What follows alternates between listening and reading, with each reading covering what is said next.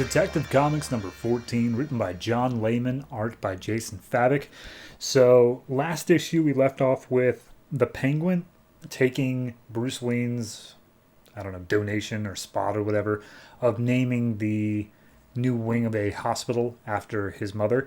So, also there was a thing of him hiring assassins to kill Bruce Wayne. But after this was all done, he's like, oh, call off the assassins, no big deal. But the assassins don't actually ever stop. So, yeah, still kind of a big deal. So, one's attacking Bruce Wayne with a flaming sword. He managed to duck out of the way, and his monologue's like, if I was a half second slower, Bruce Wayne would be decapitated right now. So he keeps on trying to miss and move out of the way in a way that looks lucky, but is actually him trying. He knows he can't outwardly beat this guy by being lucky. He's just trying to stall and escape via that method. And Cobblepot's talking to his second in command, Ogilvy, and he's like, I wanted these guys canceled. I'll have your head for this. And he's like, sir, I understand you're upset, but maybe you could turn this into an opportunity.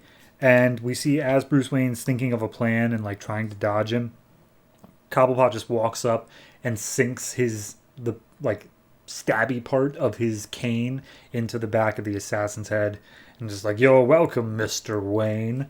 And next morning, all over the news is that Cobblepot saved Bruce Wayne's life.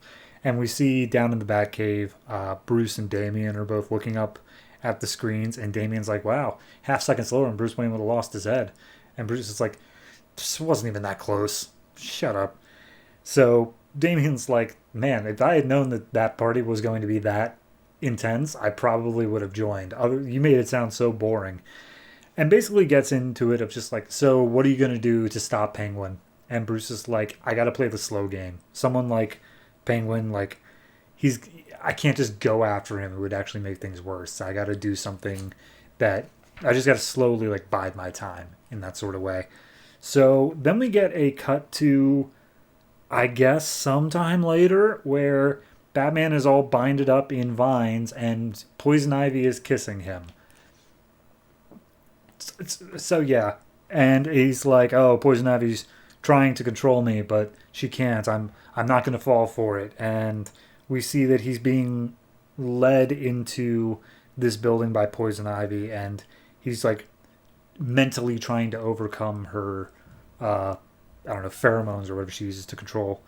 So then we go to, again, earlier that morning, and apparently there's been an attack on a couple buildings throughout Gotham, and Damian suggests, oh, maybe this is Penguin still, and he's like, no, it's not Penguin, it's not Joker, it's none of them, it's Poison Ivy, because they're all linked to attacks on the environment, so this is eco-terrorism.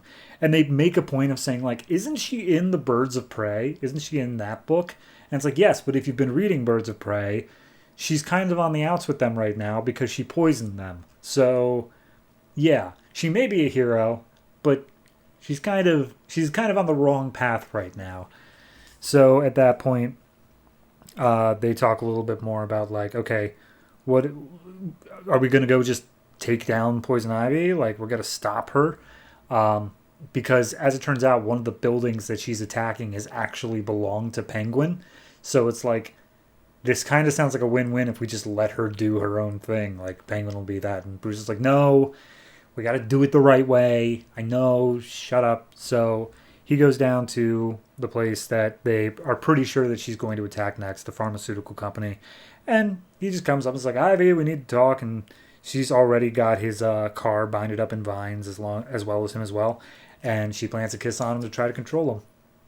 And we see in her mind, or in his mind, he is really fighting it, and he's seeing a lot of stuff that's not there, including Natalia, who I can't remember if that was this book or a different one. I think that was Dark Knight. That was Natalia was his love interest. I don't know. Regardless, they make their way into this pharmaceutical company, and Poison Ivy's just just let me blow this place up. They're poisoning this place. It sucks. It's not doing anything good for people. Just let me blow it up. And she reveals, like, yeah, I know I'm not controlling you, Batman. Like, do you care to tell me why I'm not able to control you this time? And he's like, no. And then we get the breakdown that it turns out that he's using some sensors in his cowl to basically cause little mini seizures every time his mind starts to, like, drift and, like, be controlled, and that resets his brain long enough to stay in it. And it gives him a hell of a headache, and he's having, like, constant seizures, but he's in control. So Poison Ivy's just like, so are you going to help me out blowing this place up? And he's like, no, you're better than that, Ivy. Stop doing this. And she just lands a punch on him because he's too slow to react because of, the constant seizures. And at this point, it's just a fight scene between the two of them, but it's revealed to us as the readers that Batman notices a bit too late that there is a gas canister hooked up to a timer that is also hooked up to some jumper cables on the metal grate that they're fighting on. And Batman sees all this and is like, Ivy, this is a trap. Something's going on. And puts together that it's most likely Penguin doing it because this is, of course, his place. So at that point, he tries to warn Ivy. Ivy doesn't react in time. She gets electrocuted because she's immune to the gases.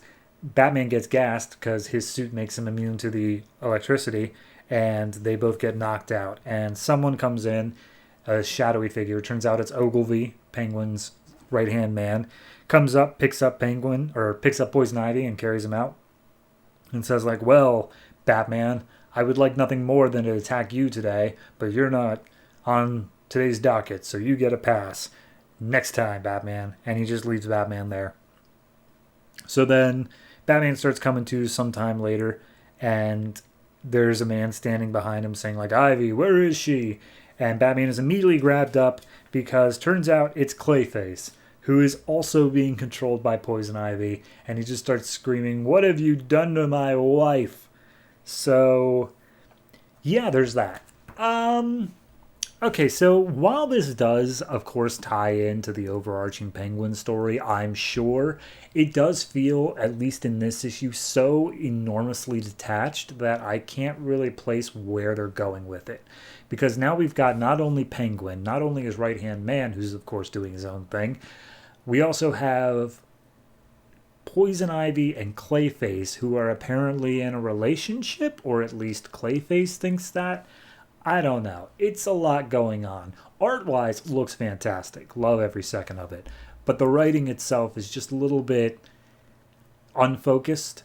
I feel like it's all working towards a greater purpose, but I'm not sure where we're going yet. Because Penguin's made it clear that he wants to go on the straight and narrow, but none of this quite strikes me as that. So, I don't know. We'll see where it goes. Overall, though, this is probably a 7. I do enjoy it. I think it's a solid issue. I just really wish that it had a really super solid story to back up Jason Fabok's art. Maybe it does. Maybe we'll get there. But right now it is just a bit too unclear to me as to where we're actually going with this.